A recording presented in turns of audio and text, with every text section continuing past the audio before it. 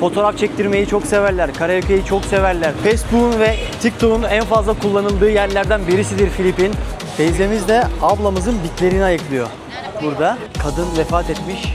Muhtemelen 80 yaşında. Başında ablalarımız kart oynuyor. Etraftan topladıklarla hayatlarını idame ettiriyorlar. Rio'da top oynadığım günler aklıma geldi. O vibe'ı direkt bana verdi. Latin Amerika. Good. Bro, he's a Turkish guy? Emrah. Emrah. Bir evsiz mesela. Kaldırımın ortasında o şekilde yatmış. How are you?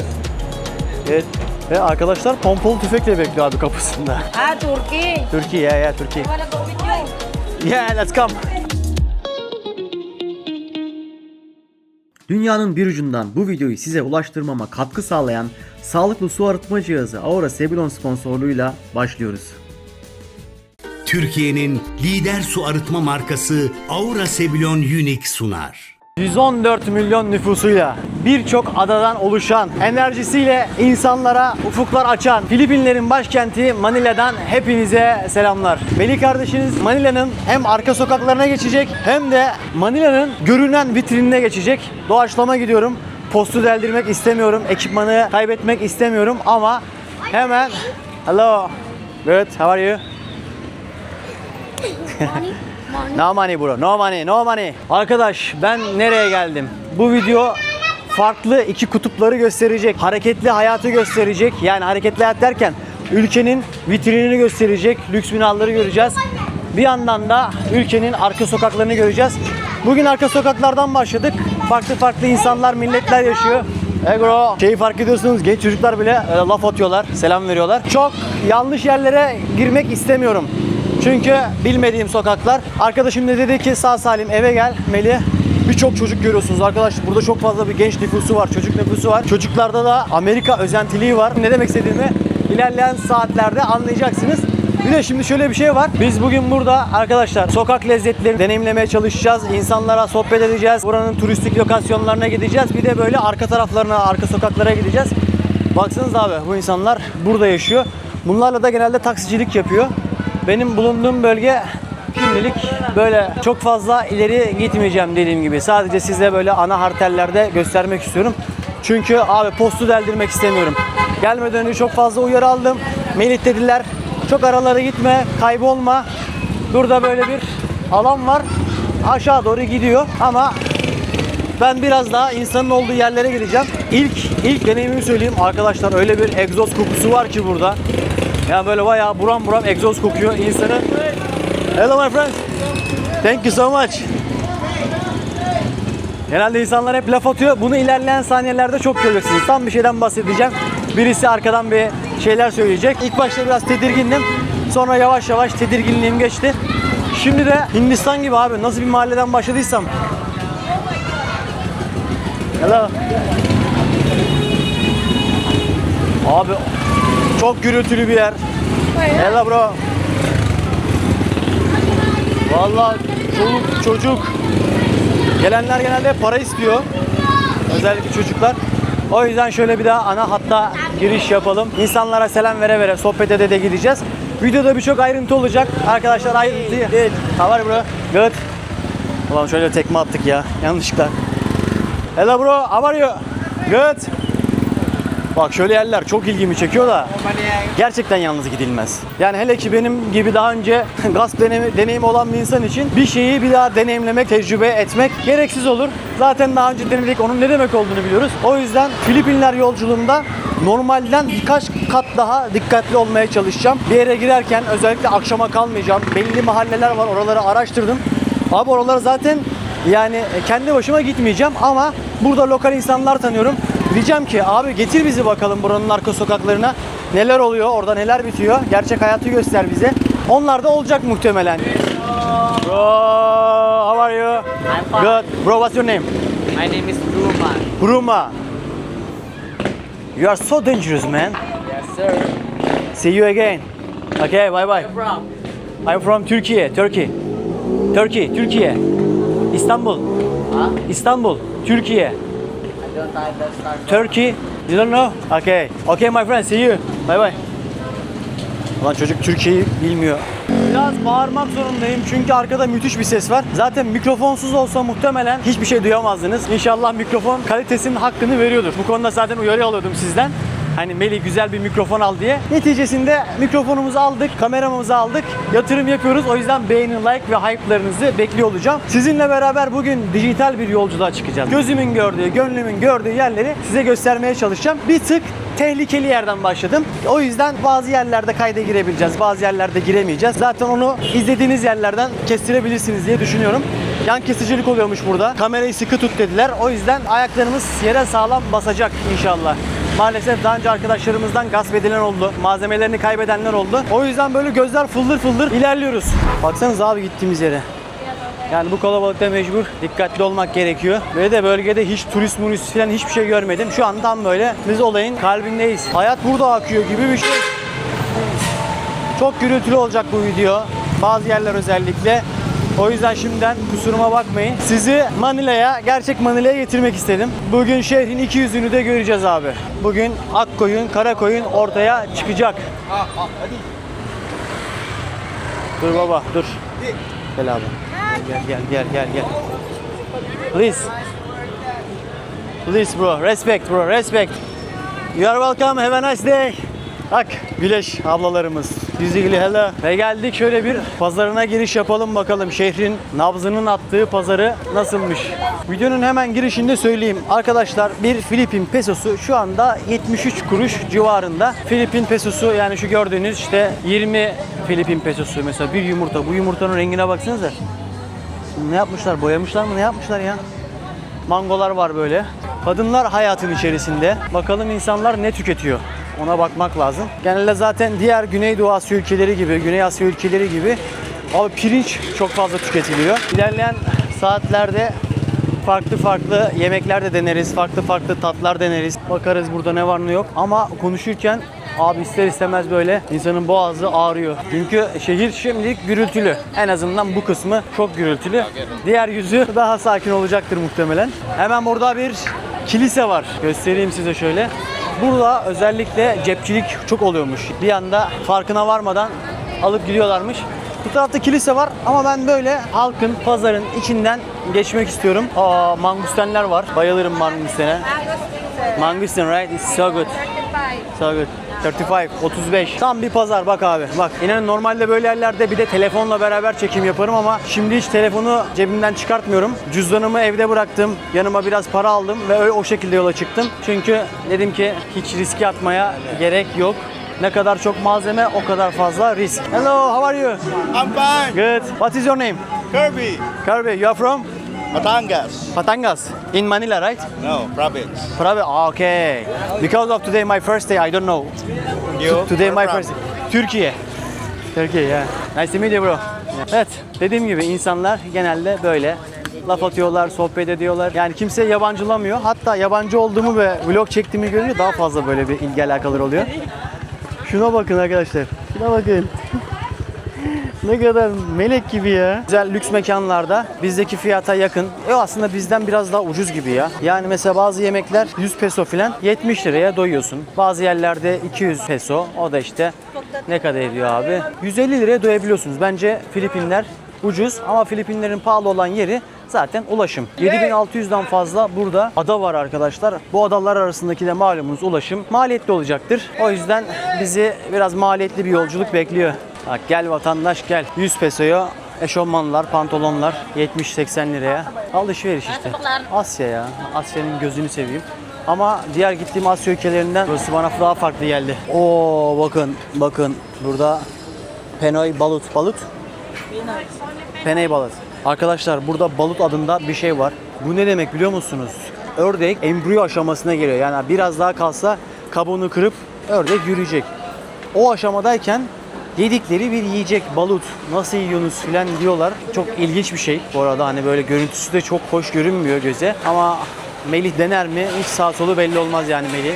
Hello. Bugün bayağı laf atan oldu bana yalnız burada. My friend, how are you? Good, thank you so much. Filipinler'de bir felsefe var. Bu felsefeye bahalana diyorlar. Bahalana da oluruna bırak felsefesi. Akışına bırak, yola güven. Böyle bir felsefe. Biz bugün gezerken Artık insanların ne kadar akışına bıraktığını deneyimleyip göreceğiz. Bazısı bayağı bir akışına bırakmış, artık salmış yolun ortasına kafasına göre. O da bayağı bir oluruna bırakmış. Bazı kendince akışına bırakmış, dengeyi kurmaya çalışıyor. Yani ama genel olarak insanlarda o oluruna bırak, akışına bırak enerjisini alabiliyorsunuz. Çok stresli değiller. Güney Amerika'daki bu siesta dedikleri kutlama kültürü çok fazla. Her şey bayram havasında. Fotoğraf çektirmeyi çok severler. Karaoke'yi çok severler. Facebook'un ve TikTok'un en fazla kullanıldığı yerlerden birisidir Filipin. Sosyal bir millet, güleç bir millet ama aynı zamanda da bir tık utangaçlıkları da var yani. Onlar da muhtemelen belki sömürülmüşlüklerinden gelebilir. Daha önce hep tabiri caizse beyaz efendiler, kendilerini efendi olarak gören ve gösterten milletler burada olduğu için belki oradan dolayı da böyle bir düşünce, öyle bir davranış biçimi olmuş olabilir. Biraz utangaç, güleç yüzlü ama aynı zamanda wow. It's balut. Balut. Abimiz balut yiyor bakın. Adam nasıl yedi balutu ya? Neyse yadırgamayayım. 2 gün sonra ben de yerim. Direkt yazarsınız valla Melih nasıl yedin onu diye. O yüzden yadırgamıyoruz. İzliyoruz ama yargılamıyoruz muydu? Biraz öyle. Şimdi ne tarafa doğru gidelim? Burada da şifalı bitkiler var. Hello. Hi, how are you? Teyzemiz de ablamızın bitlerini ayıklıyor. Burada Filipinler'de sokaktan görüntüler. Bak ablam Bahala felsefesini yaşıyor orada. Kültürüne bırakmış, akışına bırakmış. Gözlemlediğim kadarıyla da inançlarına düşkün insanlar. Kiliseler dolu. Cemaate bakın abi. Bak bak.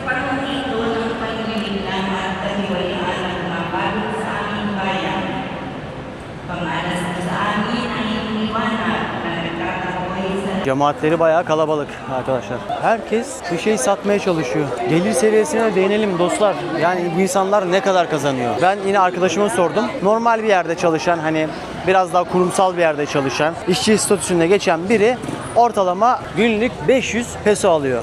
0.73'te çarpabilirsiniz. Ama dışarıda çalışan, sokakta çalışan kişi günde 200 pesoya kadar düşüyor. Yani çarptığın zaman 7'de bile çarpsan günlük 140 lira kazanan da var. Günlük 400 liraya yakın kazanan da var. Ama bu insanlar muhtemelen 200-300 peso arasında kazanıyordur diye düşünüyorum. Delicious. Kestaneler burada. 10 pesos. 10 just sadece diyor bir tanesi 10 peso diyor. Yani 70 kuruş. Hamur gibi bir şey. Pek gözüme ilişmedi. O yüzden biz şey yapmayacağız ama abi sokak lezzetleri çok ucuz. Yani 50 pesoya, 10 pesoya bir şeyler yiyorsunuz ya. 10 pesoya, 20 pesoya adamlar bir şeyler satıyor. Domuzu bak, domuzu böyle getirmiş adam. Bak. Domuzu böyle getirmiş. Satıyor. Hello sir, how are you? Good. Thank you, I'm full. Abi benim yine bir şey içesim geldi. Hello. Which one is delicious? Which one is dragon fruit? This is your favorite? Best seller. Okay. One of the famous drinks of the Philippines. One of the okay. Çok meşhurmuş arkadaşlar dragon fruit. Bizde For one only 50 pesos. 50 okay, 50 pesos. One please. Thank you. You didn't put sugar, right? Okay, no sugar. Less sugar. 5K. Oh. Güzelmiş arkadaşlar. Bayağı bir iyiymiş. It's really tasty. Really yummy. Is it yummy? You made it? Yeah? Başındaki şey Ladyboy'du. Kamerayı göstermedim ama müstehcen hareketlerde bulundu yani. Hey bro, how are you bro? Good. Good. Hey bro. Aleykümselam bro. Burada bro aşağı, bro yukarı. Evet, burası da böyleydi. Arkadaşlar ben çok böyle ara ara bir mahalleye girdim. Şimdi bu arka tarafta bir manzara gördüm ama onu size gösterebilir miyim bilmiyorum. Kadın vefat etmiş. Muhtemelen 80 yaşında. Başında ablalarımız kart oynuyor. Sordum nasılsın dedim. İyi değilim dedi. Babaannem öldü dedi. Dedim orada mı yatıyor? Aynen dedi orada yatıyor. Gittim baktım kadın harbiden ölmüş. Orada sokakta şurada bekletiyorlar. Başına birileri gelip ziyaret ediyor ve başında kart oynuyorlar. Bilmiyorum gösterebilir miyim size ama göstermeye çalışacağım. Ben böyle tam lokalinin dibinin dibindeyim şu anda arkadaşlar. Buradaki evlerde insanlar yaşıyor. Buranın girişinde bir arkadaşla konuştum. Bana dedi ki ne kadar kazanıyorsunuz dedim. Ya günde bazen oluyor dedi 200 kazanıyoruz dedi. 200 peso. Bazen oluyor 500 peso kazanıyoruz. Ama her zaman iş olmuyor dedi. Ve burada hayat böyle dostlar. Bakın. Yani muhtemelen daha önce buraya pek giren olmamıştır. Şey dediler. Bu insanlar burada yaşıyor. Köpeklere dikkat et dedi. Dedim burası güvenli mi dedim. Yani dedi güvenli dedi ya. Biraz gürültülüdür ama dedi güvenlidir. Köpeklere dikkat et dedi. Şurası bir ev. Bu insanlar This is mouse. This is mouse. Bakın insanların yaşadığı yerler. Bye bye. Fareler. How are you? Hello. İnsanların yaşadığı yerler. Fare bakıyordu ve kedilerle, köpeklerle yaşıyorlar genelde. Çok fazla şey var. Hello. Burada yemek pişiriyorlar. How are you? Ne güzel. Şuna baksana. Çocukların birçok çocuk var abi. Bugün çok çocuk göreceğiz muhtemelen. Hello my friend. How are you? Good. Burada bu şekilde. Hello. Hello. How are you? Good. Apir. How are you? Good. Where you from? I am from Turkey. What? Turkey. Turkey. Turkey. Yeah, Turkey. I wanna go with you. Yeah, let's come. Come. I buy visa. Okay. And passport. Passport, yeah. And then we can go. Ben de seninle Türkiye'ye geleceğim diyor. Şu ablalarımız kart oynuyorlar. Arkada da merhum yatıyor.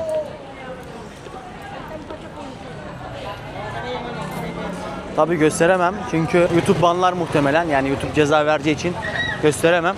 Ama thank you so much. You're welcome. Have a nice day my friend. Bye bye. Abi bak şurada caddeye girmesen buradaki bir defin işlemine şahit olmayacaksın. Orada 75-80 yaşındaki bir teyzemiz orada yatıyor ve insanlar da onlara baş sağlığına geliyor. 3-5 tane sandalye vardı belki görmüşsünüzdür ekranda. O beyaz tabutun içerisinde ön tarafında cam var ama dediğim gibi yani gördüğümü size gösterirsem YouTube beni cezalandırır. O yüzden öyle bir şeye hiç girmiyorum. Bak bu insanlar burada yaşıyor arkadaş. Şehrin iki yüzü. Etraftan topladıklarla hayatlarını idame ettiriyorlar. Bu arkadaşlar telefon toplamış muhtemelen. Çok farklı bir atmosfer ya. Öyle bir yerden böyle bir yere geçiş yapıyoruz ve arkadaşımın kaldığı yerde tam olarak böyle. Çok fazla detay ve görüntü vermek istemiyorum onun mahremiyetine saygı gösterdiğim için ama size çevreyi göstereceğim. Şimdi dostlarım kaldığımız yerin manzarası tam olarak böyle. Koca koca binaların ve iş merkezlerin etrafında kalıyoruz. Hemen alt tarafımızda da alışveriş merkezi var. Size dışarıyı da göstereceğim ama buradan küçük bir kesit vermek istedim. Böyle manzaralı bir yerin, havuzu olan bir yerin aylık kirası 900 dolara yakın. Elektrik, su gibi giderler dahil değil. Etrafımızda genelde burada yaşayan ekspatlar bulunuyor. Yurt dışından gelen çalışanlar, diplomatlar, şirketlerin CEO'su genelde bu bölgede yaşıyor. Şu anda bulunduğum bölge Makati şehri olarak geçiyor. Tabii ki buranın da arka sokakları var, ara sokakları. Dün biraz adımladık arkadaşımla beraber. Bu akşam da fırsat olursa tekrar size etrafı göstereceğim. Şimdi havuza inelim. Dostlarım o dışarıdaki hayattan hariç buradaki ortalama hayatı da size göstermeye çalışıyorum. Dünyanın farklı yerlerinde artık gelir dağılımında farklılıklar var. Bunu da burada yaşıyoruz. Arkamda bir havuz var. Orada genelde vakit geçiriyoruz. Bir de burada havuz var. Hemen şöyle size göstereyim. Bakın bir dışarıdaki hayat, bir içerideki hayat. Sıcak soğuk gibi aynı. Hemen şuranın arka taraflarında insanlar çok cüzi miktarlarda hayatlarını idame ettiriyor. Onlar da bir şekilde mutlu olmaya çalışıyor. Ama buradaki hayat tam olarak böyle. Bakın. Ben böyle yerlere gelince genelde işte konforun ne kadar nasıl önemli olduğunu veyahut da insanların neden böyle yerlerde yaşamak istediğini anlıyorum. Çünkü burası güvenlikli bir yer. Burada istedikleri imkanlara ulaşabiliyorlar. Yine hemen burada çok güzel bir alışveriş merkezi var. Yani insanlar öyle bir yaşam alanını inşa etmiş ki bütün ihtiyaçlarını burada giderebiliyor. Eğleniyor, yemeğini yiyor, kaliteli besleniyor, spor yapabiliyor, spor salonu var. İnsani şartlarda yaşıyor. Böyle yerleri gezince de insan şey diyor yani keşke her yerde aynı eşitlik olsa ama işte bizimkisi sadece bir istek, bir niyet. Tabii böyle bir atmosfer herkese nasip olmuyor. Yani dışarıdaki hayatla şuradaki hayatın arasında dağlar kadar fark var. Burada özellikle birçok expat yani yurt dışından buraya gelip yaşayan insanlara şahit oldum. Onlar da ülkenin nimetlerinden faydalanıyorlar. O zaman şimdi tekrar halkın arasına inelim bakalım. Şimdi bu kaldığım evde belki daha önce videolarda bahsettiğim Couchsurfing diye bir uygulama var. Bu Couchsurfing adlı uygulamada gezginler ücretsiz bir şekilde birbirinin evinde ağırlıyor. Melih niye bedava ağırlıyor diye sorarsanız eğer, insanlar deneyimlerini paylaşıyor orada. Yani evet, belki bir oda veriyor, belki bir yatak veriyor konaklamak için, ama dünyanın bir ucundan bir bağlantı elde ediyor. Bir hikayeye şahit oluyor. Beraber dışarı çıkıp vakit geçiriyorlar. Herkes kendi kültüründen karşı tarafa bir şey aktarıyor ve gezginler için en önemli uygulamalardan bir tanesi. Yani normal hani sosyal medyayı kullananlar için Instagram neyse, gezginler için de Couchsurfing öyle bir uygulama. Ben de buraya gelmeden önce dedim ki uygulamadan, arkadaşlar şu tarihlerde ben Filipinler, Manila'da olacağım.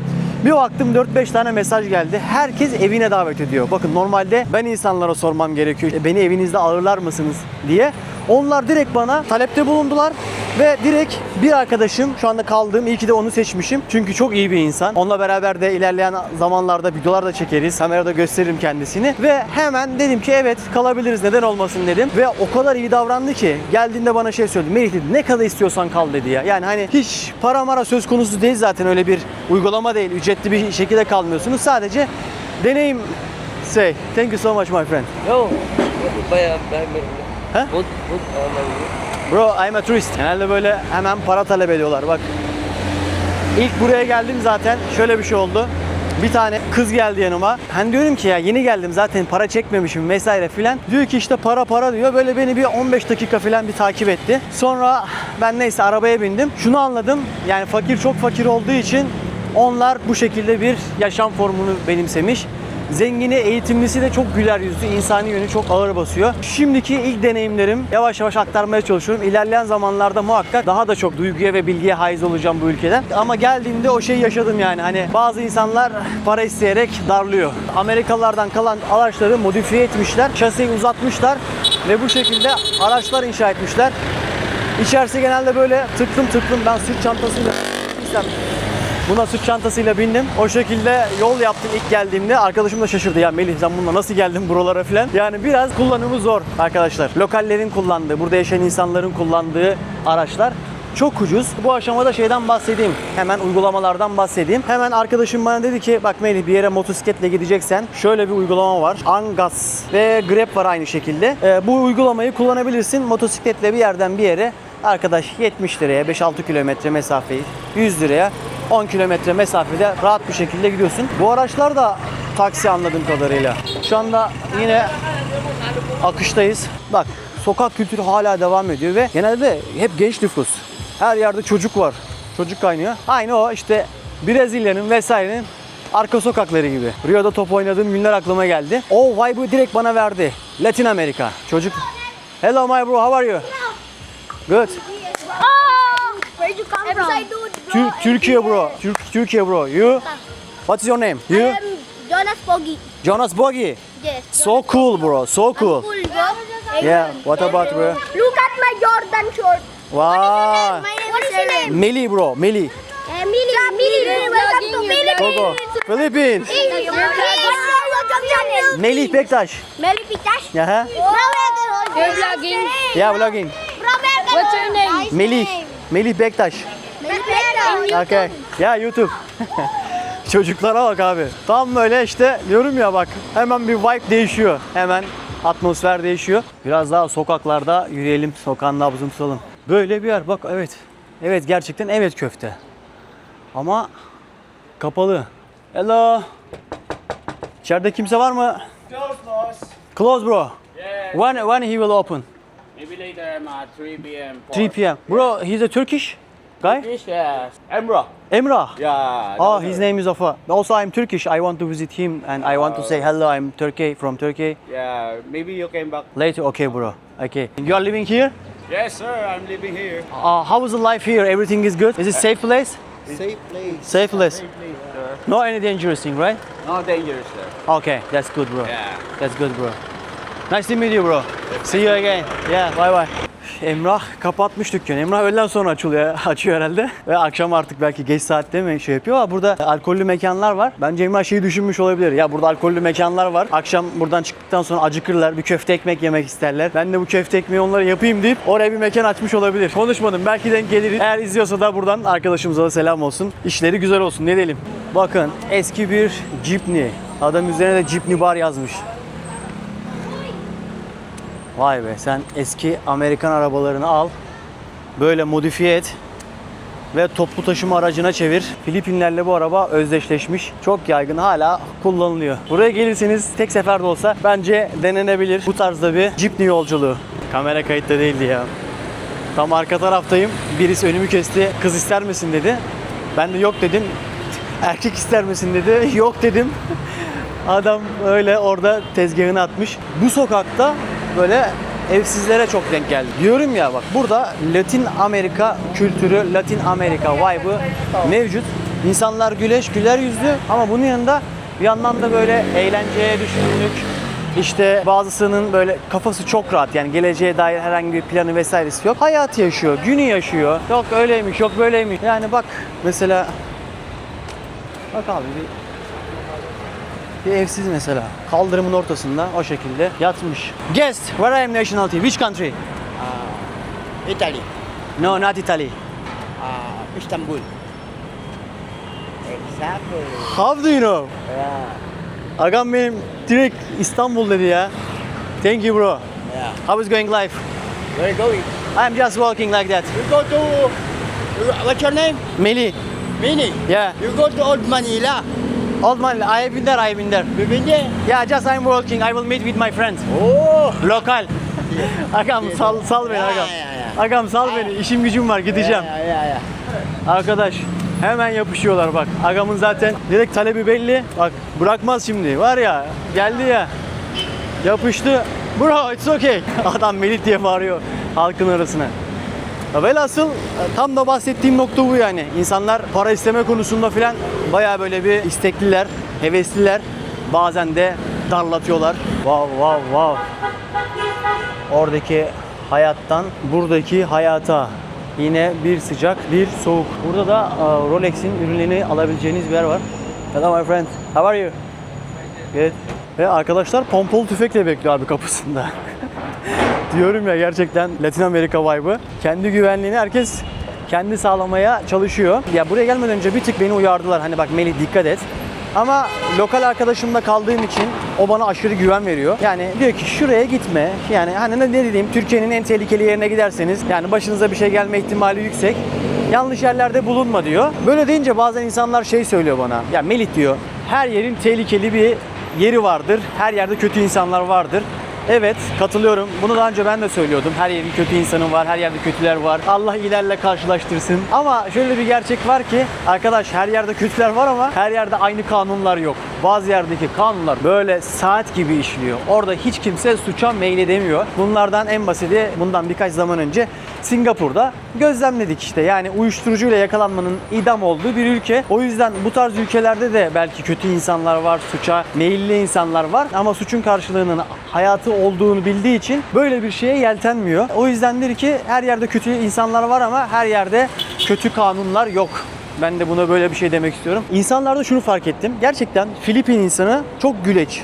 Çok güler yüzlü. Bir de aslında utangaç da bir millet. Bunun sebebini arkadaşıma sordum. Dedi ki ya Melih, burası daha önce sömürülmüş. Abi 300 yıl İspanyollar gelmiş. Sonra peşine Amerikalılar gelmiş. 50-60 yıl onlar kalmış. Japonlar gelmiş. Yani burada kontrol bir adamlara geçmemiş ve bu insanları bastırmışlar abi. Bu insanlara yeri geldiği zaman kendilerini değersiz hissettirmişler. Ve öyle bir mahcubiyetleri var, bir tebessümleri var. Genel olarak zaten güleç bir mizaçları var. Ama bunun yanında da böyle hani bir yere gidersiniz de misafirperverliğini göstermek isterler falan, böyle başı biraz büküktür, tebessümle karşılar, elinden misafir için bir şeyler yapmak ister. Biraz Filipin bana onu hissettirdi. İlk izlenimim benim açımdan güzel. Biraz tehlike kokan yerler var ama insanı kaliteli, güleç, mert. Yani benden geçer oy aldı. İlerleyen zamanlarda dediğim gibi umarım fikrimin arkasında dururum. Onu da izleyip göreceğiz. Abone değilseniz abone olabilirsiniz. Sizinle beraber Filipin'i köy köy, ada ada, mahalle mahalle gezeceğiz. Sokak lezzetlerini tadacağız. Burada yaşayan Türklerle röportaj yapacağız. Dolu dolu bir Filipin gezisi olacak bizim için. Arkadaşlar şunu denedim. Limonatalı ve salatalıklı bir karışım oldu. İlk defa bunu deneyeceğim. Bol bol da koydu kardeşim. İşlerini de temiz yapıyorlar. Bereketli olsun. Wow bro. It's really good. Arkadaşlar gerçekten çok iyi. Yani var ya çok güzel. Gerçekten çok iyi. Adamlar yapıyor bu sporu. Hemen katedralin yanında gelenler salatalıklı, limonatalı, şeker kamışı suyu içmeden dönmesin. Arkadaşlar ben de diyorum ki bu empanadayı ben bunu nereden biliyorum? Adını sordum. Ne bu dedim? Empanada dedi. Güney Amerika'da seyahat ederken birçok empanadayla karşılaştım ama onlar daha böyle hamurdan yapıyorlardı. Yani yine onlar da hamur kullanıyorlardı. Ama buradaki hamurun rengi bir tık farklı. Size şöyle göstereyim. Arkadaşın yaptığı gibi bana yumurtalı yaptılar sağ olsunlar benim için. Ben de şimdi afiyetle yiyeceğim. Orada pişiriyorlar. Şu şekilde içerisine marul koydu. Hamuru bu şekilde yapıyor ve yumurta koydu. Empanada. Sabah kahvaltılarında Güney Amerika'dayken çok yerdim. Şimdi de Filipinler'de yemek varmış. Vay be. Dişi kıtır kıtır.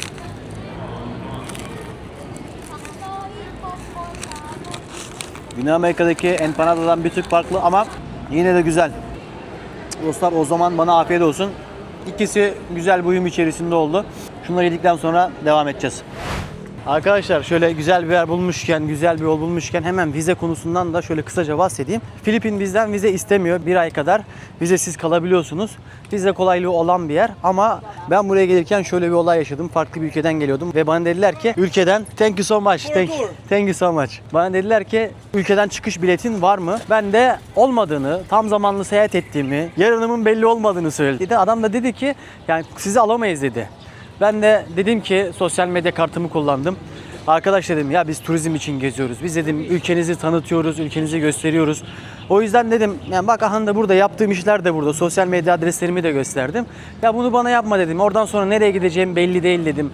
Ne kadar kalacağım belli değil dedim. Ya dedim biz dedim hani ya dedim korkma dedim yani ben ülkede kalmam merak etme Filipinler'de kalmam dedim. Öyle bir şekilde ikna ettim. İkna oldu Allah'tan ve beni uçağa aldı. Yoksa bir daha orada bilet alacaktım gelişi güzel. Nereye alacağım belli olmayacaktı filan. Ama şimdi burada bir süre kalacağım. Ne zaman döneceğim belli değil. Buranın keyfini çıkartmak istiyorum. Biraz böyle deniz, kum, güneş, biraz dalış, biraz köpek balıklarıyla yüzmek. Burada yapılacak şeylerden bir tanesi de o köpek balıklarıyla yüzmek. İnsanlar genelde o turlara falan katılıyor. Balinalarla yüzüyor. Çok güzel adalar var. Deniz turizmi için güzel. Manila'da çok fazla vakit geçirmiyor insanlar. Genelde 2 gün falan geçiriyor. Ama ben biraz daha fazla kalmak istiyorum. Burada güzel bir ahbaplık, arkadaşlık edindim. Yani vize konusuna da yeri gelmişken öyle bir değinmek istedim. Ki aklınızda bulunsun. Buraya gelecekseniz eğer ki nereye gideceğinizde, döneceğinizde belliyse gidiş dönüş biletlerinizi yanınıza alın. Aynı şekilde internetten çok rahat bir şekilde bulabilirsiniz. Buraya gelmeden önce bir form doldurmanız gerekiyor. Artık çoğu ülkede aynı zaten. Form doldurmak gerekiyor. O formu doldurup gelirseniz en azından havalimanında beklememiş olursunuz. Rahat bir şekilde oradan geçersiniz. Yok internet buldum, internet çalışmıyor, sistemde arıza var deyip en azından zaman kaybetmezsiniz. Ülkeye direkt girer, otobüse biner veyahut otobüse de değil, Grab'e binmeniz lazım. Çünkü otobüste sizi bir tık yorabilir. Hele ki kısıtlı bir zamanınız varsa burada. Çünkü ada ülkesi olduğu için çoğu zamanınız yolda geçecek. Onu da engellemek için bence önden tedbirinizi alın. Rahat rahat gezin. Buranın keyfini çıkartın derim. Şimdi biraz yürüyelim farklı yerlere. Arkadaşlar adamların geldik Özgürlük Meydanı'na. Hemen girişte bir polis var. Bak bu konuya değinmek istiyorum. Daha önce burada bir saldırı olmuş. O yüzden o saldırı olduğu için tren girişlerinde vesaire insanlar aranıyor. Bu şekilde çantaların içine bakılıyor. Yine burada hat almaya çalıştığınız zaman onu register yapmanız gerekiyor. Yani onu kayıt altına almanız vesaire gerekiyor ama bunu size yaptırdıkları için iş biraz meşakkatli. Yani normalde bunu çalışanlar yapsa daha güzel olur ama çalışanlar yapmıyor. O yüzden hat işlemi bir tık zor. Yani şöyle zor. Bana arkadaşım verdi. Kendi hattını dedi ki ya benim kullanmadığım bir hattım var dedi. Onu kullanabilirsin dedi. Ben de Allah'tan öyle bir şansım vardı ama hatlara da baktığınız zaman yani ben unlimited hat aldım. Hat benimdi. 50 pesoya da 100 pesoya da hat bulabiliyorsunuz. Yani 70-80 lira. Ben 700 lira verdim abi. Unlimited bir ay boyunca bir hat aldım. Bakın kardeşim de burada ip atlıyor. My friend, it's really good. Can I try? Really? Huh? No problem, you can try. Thank you so much. like that, right?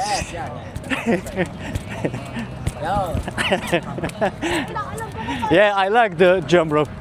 Wow, that's really good. Okay, thank you so much, my friend. What's your name? Where are you from? Turkey. I am JM. James. Yes. Nice to meet you, Melih. Oh, Melih. Yeah, Melih. You Yeah. have a YouTube channel or Yeah, I have a YouTube channel. what name of YouTube channel? Melih Bektaş, my name and surname. Wait. Yeah, okay. Right. We are going. Hello, how are you? How are you? I'm good. How Good. about you? Good, I'm good too. Arkadaş, yani o kadar güzel bilgiler verdiler ki buradaki heykeller bizim dediler kahramanımız, kahramanlarımızın heykelini böyle dikiyoruz dediler. Daha önce buraya Magellan da geliyor. Onun da buraya keşifleri oluyor. Ve buraya da kahramanlarının heykellerini dikmişler insanların. Manila'da sosyalleştiği, vakit geçirdiği yerlerden bir tanesi. Aynı zamanda askerleri falan da gördüm. Onlar da burada idman yapıyor abi. Koşturuyor karşı tarafta. Bak hala koşuyorlar. Güzel bir yer aslında. Ben de ip atlamayı özlemişim. Hemen aldım çocuklardan biraz ip atladım. Dünyayı gezerken bu arada sırt çantamda ipimle geziyorum. Her ülkede ip atlıyorum abi. Ve sosyal medyada da bunları paylaşıyorum. Mümkün olduğu kadar ip atlıyorum. Bence bu arkadaşlar koşu kulübü de olabilir. Yani çünkü burada koşu kulüpleri varmış. Belki onlardan bir tanesi. Herkes sportif, sporunu yapıyor. Hello, run club. Wow, it's really good. Yeah. Koşu kulübüymüş arkadaşlar. Evinde kaldığım arkadaşım da bana şey demişti. Melih burada koşu kulüpleri var. Onlara katılabilirsin. Güzel olur demişti. Belki ilerleyen zamanlarda sırf deneyim olsun diye veyahut da bir de spor olsun diye tabii ki onlara katılabilirim. Şöyle bir atmosferde bir videonun daha sonuna geldik. Benim için keyifli bir yolculuk oldu. Biraz tempoluydu, biraz gürültülüydü derken artık videoyu burada bitirelim. Umarım sizin için keyifli bir yolculuk olmuştur. İlk izlenimler, bilgiler, bir ülkeyi anlamak için genelde ilk video çok önemlidir. O yüzden doneleri vermeye çalıştım. Gelirken de biriyle İngilizce konuşurken şey demişti bana, ya burada herkes İngilizce konuşuyor, çok rahat anlaşırsınız dedi. Dedim, ben dedim bu arkadaşların İngilizceyi çok iyi konuştuğunu, burada İngilizce bilen birinin çok rahat bir şekilde iletişim kurabileceğini söylemeyi unuttum dedim. Onu da son olarak belirteyim. Videolarımın devamı gelecek. İzlediğiniz için çok teşekkür ederim. Yorumlarınız ve hype'larınız benim için önemli. Onları da bekliyor olacağım. Bir dahaki videoda görüşmek üzere. Kendinize iyi bakın. Türkiye'nin lider su arıtma markası Aura Sebilon Unique sundu.